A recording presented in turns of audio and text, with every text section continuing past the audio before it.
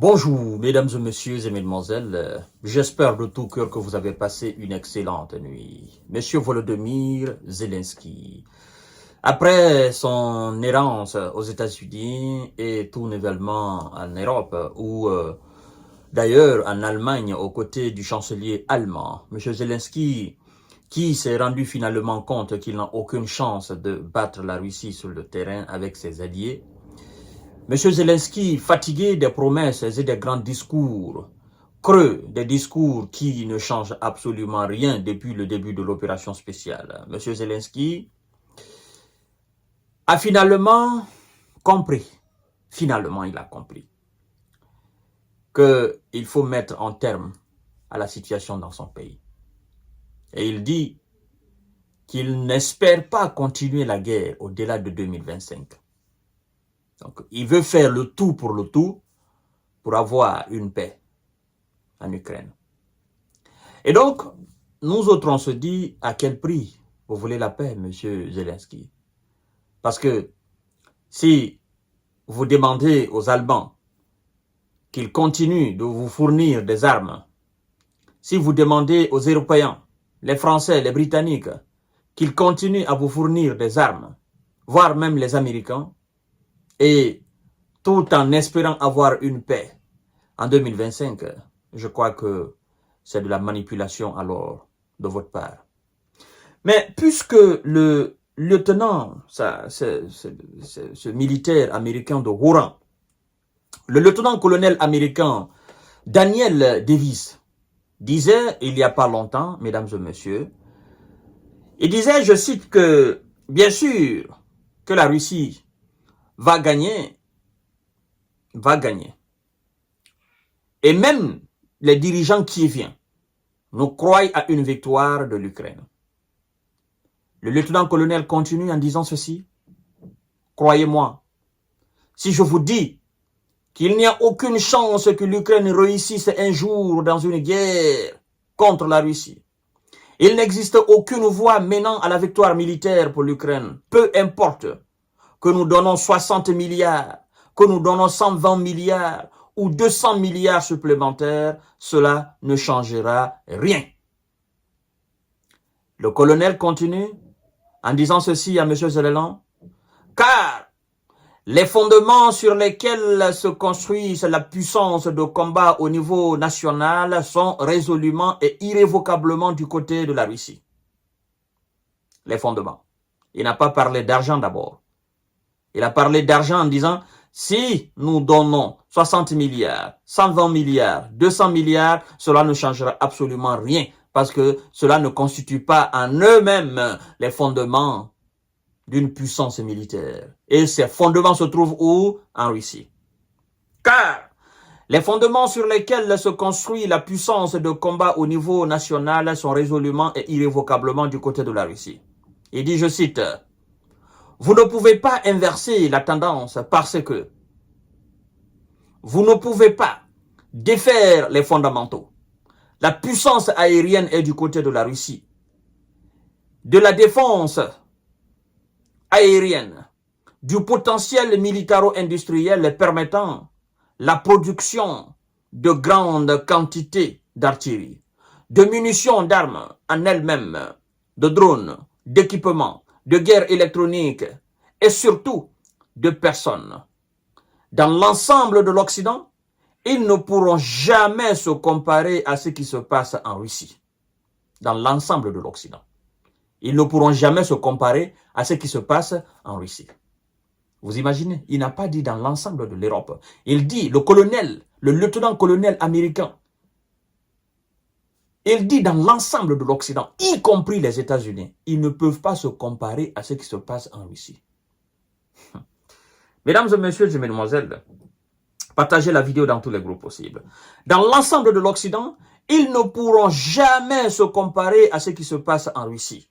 Nous pensons qu'il n'est pas raisonnable de continuer à espérer que la partie ukrainienne puisse gagner en donnant un peu plus d'argent, car cela ne fonctionnera pas.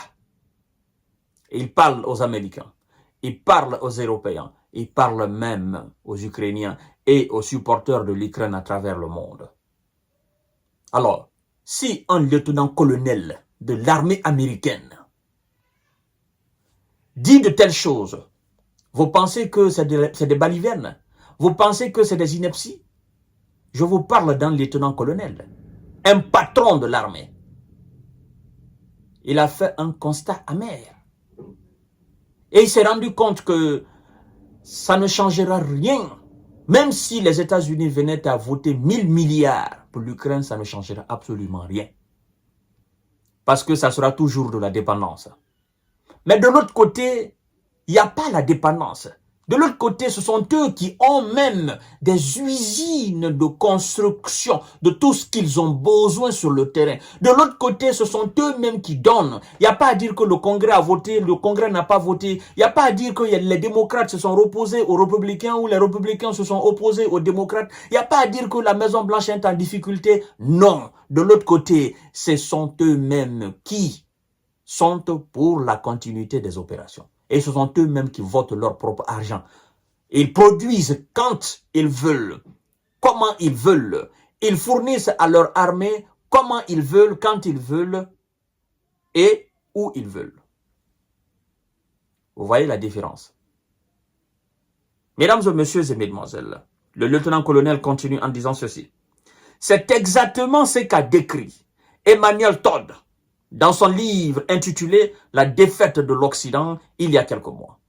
Il a insisté sur le déficit des États-Unis dans la production de scientifiques et d'ingénieurs. Ils doivent en apporter et c'est loin d'être suffisant. La Russie a toutes les chances de gagner parce qu'elle produit plus d'ingénieurs que les Américains. Parce que la guerre, c'est pas imprimer des dollars ou des injonctions de payer. Et c'est qui désarme les États-Unis aujourd'hui?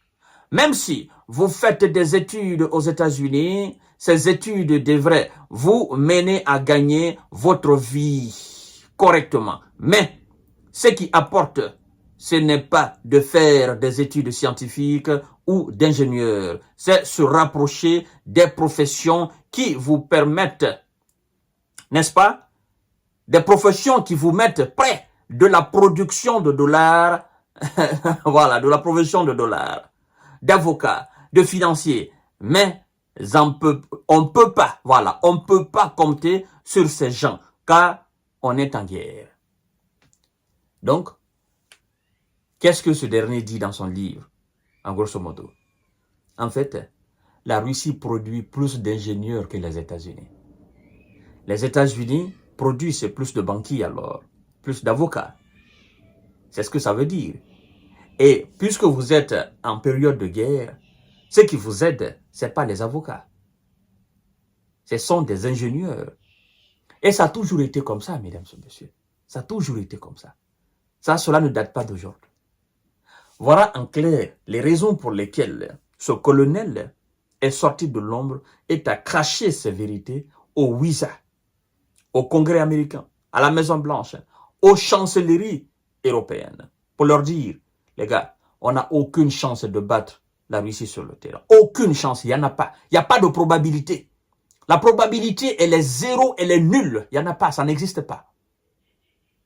C'est un militaire qui parle, un militaire chevronné.